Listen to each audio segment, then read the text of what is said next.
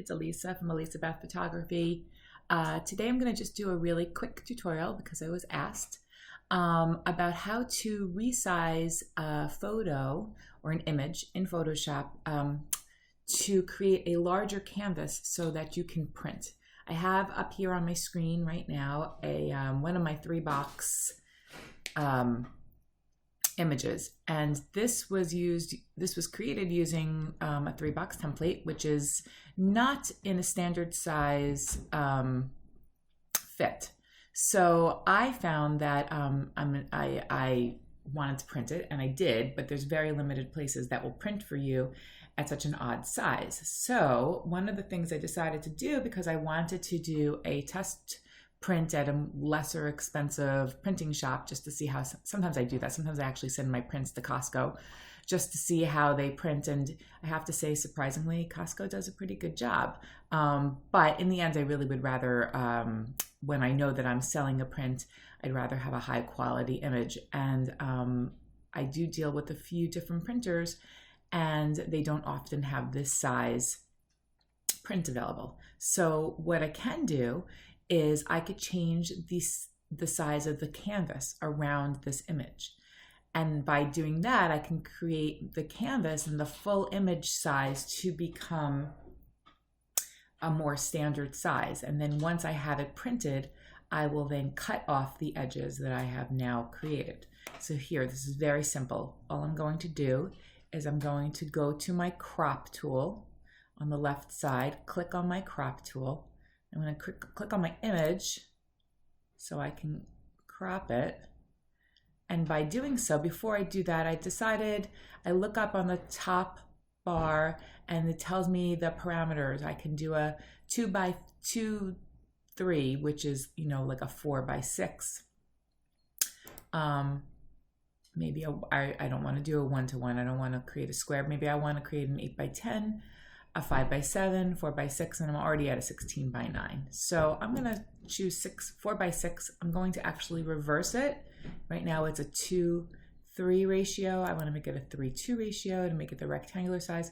And all I'm really doing is dragging my crop tool so that my crop tool gives me more canvas. Bear with me, my computer's been a little slow lately.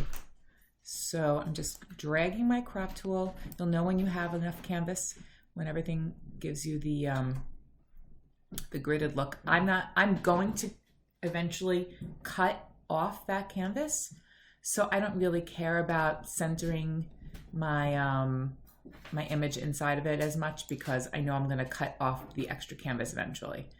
But if this is also a good way of creating extra canvas in case you needed extra canvas to write things around your template or any kind of image really that you're working with.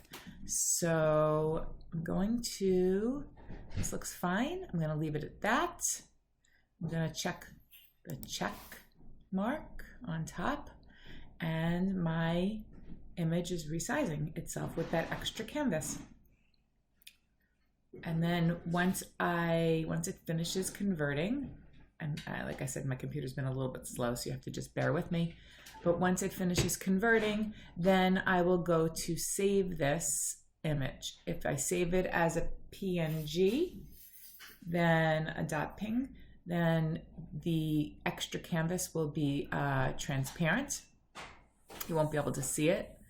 But if you save it as a JPEG, then the extra canvas will become white. So let's see if I could find I had already done this in the past, so let me just find you a sample what I'm talking about. So this was my actual image that I saved before, and now it is saved in a 4x6, or really I guess a 6x4 size ratio. It's not coming up, but don't know why. But I saved it as a JPEG. And there you go. You can see here's my image. Because it's saved as a JPEG, all the transparency turned white.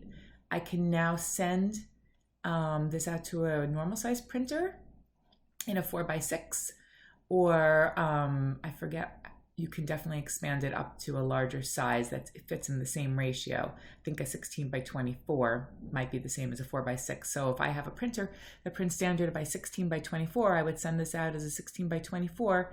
And then when I get it back, I would cut the edges, the white edges off around my image so that I have this unusual size. And that's how I would do it. Thanks for tuning in today. Hope that was helpful.